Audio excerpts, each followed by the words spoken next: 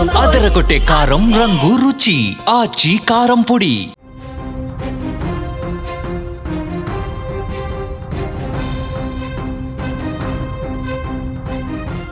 మహిళా కమిషన్ ఎదుట యాక్టర్ శివాజీ హాజరయ్యారు. శివాజీని కమిషన్ సభ్యులు విచారిస్తున్నారు. దండోరా మూవీ ఈవెంట్లో చేసినటువంటి వ్యాఖ్యల మీద కమిషన్ ప్రశ్నిస్తోంది. అలా ఎందుకు మాట్లాడాల్సి వచ్చిందని కూడా వివరణ తీసుకుంటున్నారు. సభ్యుల ప్రశ్నకు ప్రస్తుతం వివరణ ఇస్తున్నారు హీరో శివాజీ. గంటకు పైగా ఈ విచారణ అనేది కొనసాగుతుంది. హీరోయిన్ల దుస్తులపై వ్యాఖ్యల వెనుక ఉద్దేశాన్ని ఆరా తీస్తా ఉన్నారు అధికారులు. సినీ నటుడు శివాజీ తెలంగాణ రాష్ట్ర మహిళా కమిషన్ ఎదుట విచారణకు హాజరై తన వివరణ ఇస్తున్నారు. ముఖ్యంగా మహిళల వస్త్రధారణకు సంబంధించి ఆ రోజు ఆయన చేసినటువంటి వ్యాఖ్యలు వివాదాస్పదమయ్యాయి. అంటే మహిళలు బయటకు వచ్చినప్పుడు, ముఖ్యంగా సినిమాకి సంబంధించిన సెలబ్రిటీలు బయటకు వచ్చినప్పుడు వాళ్ళు హుందాగా చీరకట్టుతోనో నిండుగా కప్పుకొని వస్తేనే బాగుంటుంది అని మాట్లాడుతూ, వాళ్ళు నిండుదనంగా ఉంటేనే బాగుంటుందని మాట్లాడితే అంతవరకు యాక్సెప్టెన్సీ ఉంటుంది. కానీ ఆయన మహిళను ఉద్దేశించి 2 అన్పార్లమెంటరీ వర్డ్స్ వాడారు. దాని మీద పెద్ద ఎత్తున విమర్శలు కూడా వచ్చాయి.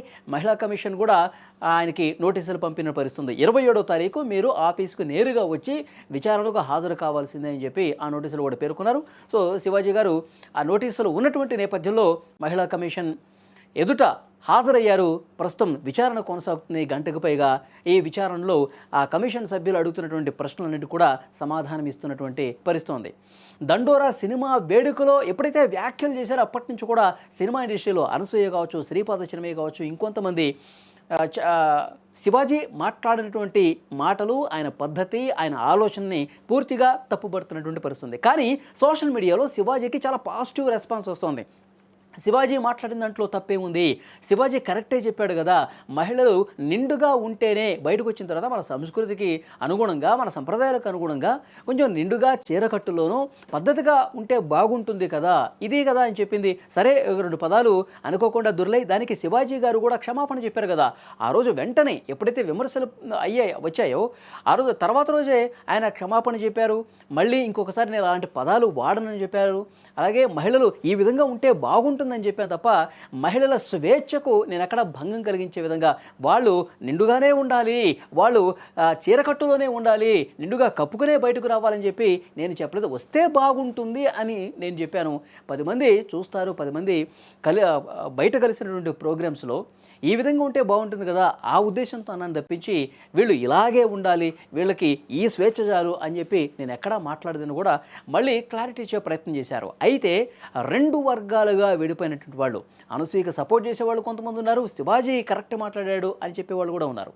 సో ఏదేమైనప్పటికీ ఆ 2 అన్పార్లమెంటరీ పదాలు వాడినటువంటి నేపథ్యంలో దానికోసం వివరణ తీసుకునే ప్రయత్నం జరుగుతుంది. మనకు అక్కడి నుంచి లేటెస్ట్గా ఇన్ఫర్మేషన్ కూడా వస్తుంది. శివాజీ క్షమాపణ నేరుగా మహిళా కమిషన్ సభ్యుల ముందు కూడా ఆయన తన బాధను వ్యక్తం చేసినట్టుగా తెలుస్తుంది. ఇకపై భవిష్యత్తులో ఎప్పుడు కూడా నేను మహిళలను ఉద్దేశించి ఒక్క మాట కూడా నెగిటివ్గా మాట్లాడను. నా నోటి నుంచి కొన్ని పదాలు జారాయి.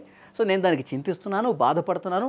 భవిష్యత్తులో ఎప్పుడు కూడా మహిళలను ఉద్దేశించి చులకనగా నేను మాట్లాడను అని చెప్పి మహిళా కమిషన్ ఎదుట చాలా స్పష్టంగా హామీ ఇచ్చినట్టుగా తెలుస్తోంది. విచారణ ఇంకొద్దిసేపట్లో ముగిసే అవకాశం కనిపిస్తుంది. విచారణ ముగిసిన తర్వాత శివాజీ బయటకు వచ్చి ఏం మాట్లాడతారన్నది కూడా చూడాల్సిన అవసరం ఉంది.